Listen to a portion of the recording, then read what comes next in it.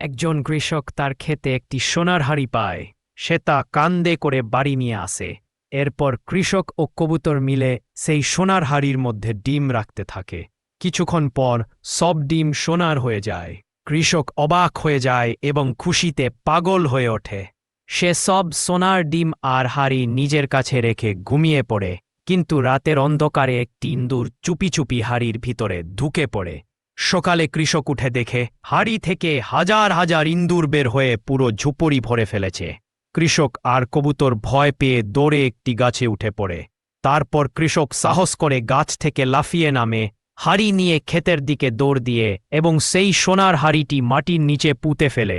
এরপর সে বাড়ি ফিরে আসে এবং হাউমাউ করে কান্দে থাকে।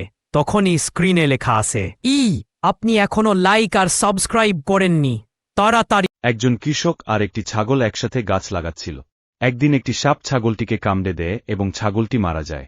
কৃষক তখন খুব কাঁদতে থাকে এবং একা হয়ে যায়। একটি কবুতর কৃষককে কাঁদতে দেখে তার কাছে যায়। কৃষক সব ঘটনা কবুতরকে বলে। তারপর কবুতর গ্রামের বড় জমিদারের কাছে গিয়ে কৃষকের জন্য সাহায্য চায়। জমিদার কবুতরকে একটি গরু দিয়ে দেন।